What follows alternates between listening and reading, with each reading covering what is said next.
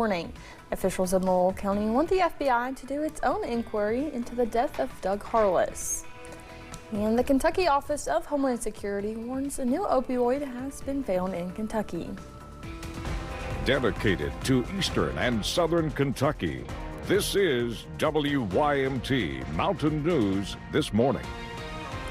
Welcome to Mountain News This Morning. I'm Neely Green here with you on this Tuesday, February 24th. The time is now 6:28, and let's check in with meteorologist Megan Desmond for a look at your forecast this morning. Megan, I know it's cold and it's going to get warm and it's going to get cold again. And yeah, that was my forecast. Perfect. Yeah. Perfect. That's it. That's all I have to say. Well, yes, what Neely said is exactly right. We're cold this morning. We're warming up as we're heading into the latter half of this week, but another cold front's on the way as we are heading into your next work week. That's a very long-term forecast, but as of right now, we're dealing with a tad bit of flurries this morning. Nothing too crazy, primarily as you're heading into portions of Pike, Letcher counties, as well as it looks like Magoffin and Floyd counties, as well as Logan and Mingo, West Virginia. Nothing too crazy, and it's on its way out as we're heading through the next couple hours. So in terms of those temperatures, what you need to know is it's going to get to the low 40s, but this morning is definitely on the chillier side with temperatures in a mixture of the upper teens and low 20s. So wear your layers as you're heading out the door. Neely. Thank you, Megan.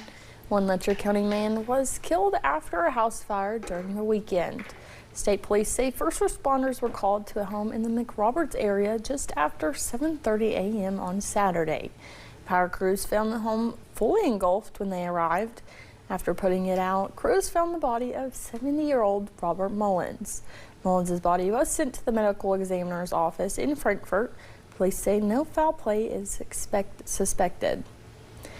A weekend fire in Rockcastle County left a maintenance garage destroyed.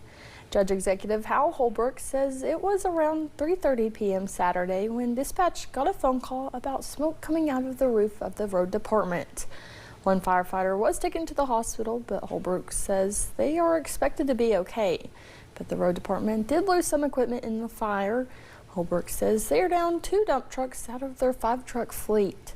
The county is working to find a temporary maintenance garage.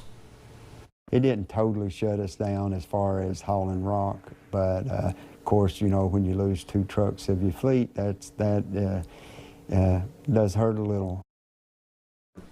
The county is working to find a temporary maintenance garage. Holbrook says he won't know the full extent of the damage to equipment and tools that were inside of the garage until the fire investigation is over. Officials in Laurel County want the FBI to do its own inquiry into the death of Doug Harless. State police say Harless was shot and killed in his home by a London police officer on December 23, 2024. KSB says officers were there just before midnight to serve a search warrant, and Harless pointed a gun at them. On Friday, we learned no criminal charges were being filed in the case. A special prosecutor presented his findings to a grand jury and then decided to not return an indictment yesterday. Laurel County Judge Executive David Westerfield sent a letter to the FBI. It says many in Laurel County expressed fear and uncertainty after the grand jury's decision. They want the FBI to see if Harless's civil rights were violated and if federal charges could be filed. A dozen elected officials from Laurel County also signed the letter. Laurel County Sheriff John Root posted on Facebook yesterday afternoon talking about that letter the Laurel County Judge Executive sent to the FBI. He says people keep asking him about Doug's case and says his office was not there or asked to investigate. And I can understand people's concerns. 15 months of not knowing. It's a long time. I want to know. I want to know who said what was presented. I want to know who was there. I'd love to see warrants. I'd love to see who signed the warrants. I'd love to know who pulled the trigger. I'd like to know why the urgency that night. I have a lot of questions, but I have no answers because I had no involvement. Sheriff Root says there's nothing wrong with getting a second opinion, and he goes on to say in the video, justice needs to be served. Last night, people in London held another vigil to honor Doug Harless. Jackson Plank was there. Outside the Laurel County Courthouse, an emblem of Lady Liberty is engraved into the front of the building. But for some in the Justice for Doug Harless movement, the symbol that is supposed to represent fairness and justice takes on a different meaning. That big emblem on the building, that lady is blindfolded. How can you represent justice when you're blind to what's actually going on? On Monday, armed with signs and candles, people gathered near Main Street to demand justice on their own terms. The demonstration was organized to keep pressure on the case and ensure that the system hears their voices. And so this is just us continuing to remember Doug Harless, continuing to show up for Doug Harless, and to make sure that they know we won't forget until there's justice. We're going to be here. The event comes hours after some Laurel County officials demanded the FBI do its own inquiry into the death of Doug Harless, and days after a grand jury declined to indict anyone in connection to Harless's death. At Harless's Vigil, recent developments in the case drew mixed reactions.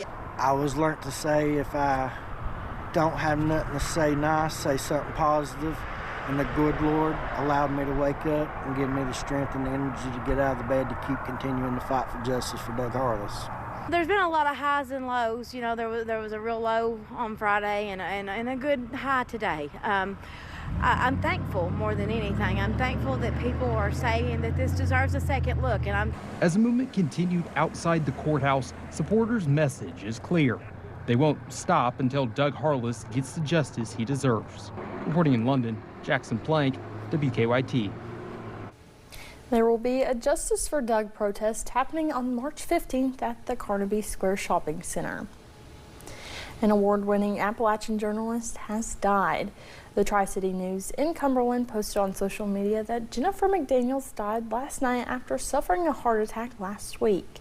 They called Jennifer a gifted journalist, a trusted voice in our community, and a wonderful storyteller.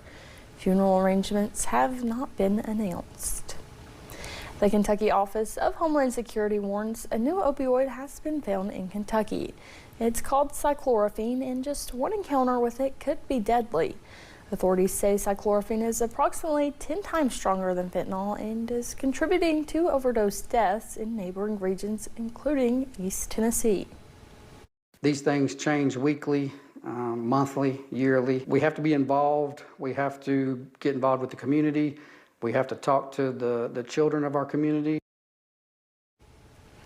Paintsville police are also warning people about bright-colored tablets that look like cartoon characters. They are laced with fentanyl and can look appealing to children. In Laurel County, the sheriff's office is reporting scams going around with the caller identifying himself as a deputy and asking for money. The caller is telling victims that they need to pay bond money for failure to appear in court, missed jury duty, or an outstanding warrant. The sheriff's office issued a reminder that law enforcement will never ask for money over the phone regarding a legal matter. The scam is currently under investigation. I don't know how to say that one. Puxatawny Phil's prediction for 6 more weeks of winter seemed to come to life Sunday as many communities throughout the region saw nearly an inch or more of snow. WYMT's McKinley Calandrino has more on road conditions from Perry County. While spring is just around the corner, we are not done with winter weather just yet. Snowfall began in parts of eastern Kentucky Sunday evening, causing several issues on the roadways. We had to shut down Highway 80 because of the road conditions, because of black ice. There was multiple wrecks, single vehicle wrecks, multiple people stranded. Parts of Perry County saw 1.5 to 2 inches of snow Monday morning, closing schools and businesses throughout the county. As temperatures climbed Monday morning, Emergency Management Director Jerry Stacy says road conditions have improved drastically.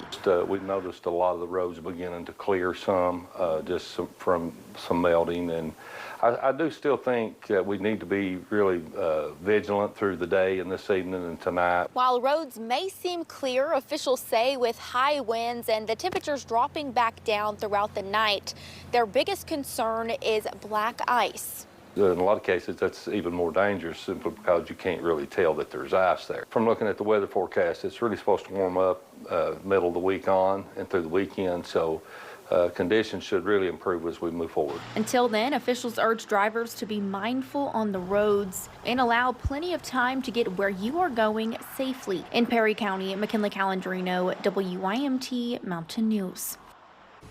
As of Monday afternoon, officials in Perry County say no water outages have been reported, and they do not believe that it will be an issue this time around. 1 year after the third major flood in 5 years, work continues on several high-ground communities in eastern Kentucky. The one that's farthest along is Chestnut Ridge in Knott County. Several groups, including the Housing Development Alliance, came together to make that happen. That subdivision is almost completely done. I think we're building 17 houses and we're putting the finishing touches on the 17th. I think Samaritan's Purse is already done with theirs. ASP and Homes are almost done, and people are moving in. That particular one is targeted specifically for flood survivors, especially of the 22 flood, but in some cases we have folks who were 22 and 25.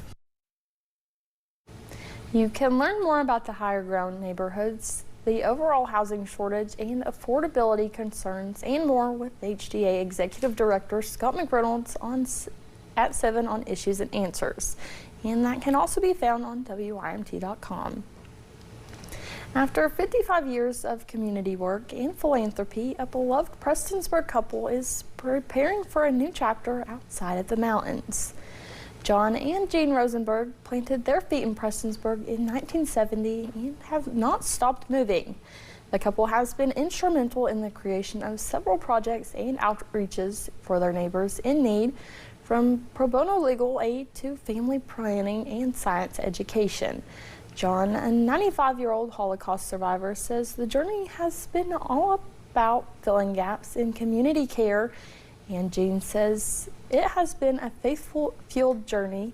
Jean was diagnosed with a form of dementia during an annual brain scan, and the couple is leaving the mountains to be closer to her doctors. But they say the mountains will always be home. So we know that over the years we've had many friends. The community's been wonderful. Prestonsburg has molded me and shaped me in many ways. Jean says she feels blessed to have been welcomed into the fold in Floyd County, and she and John are thankful for their time and the people they encountered in the mountains.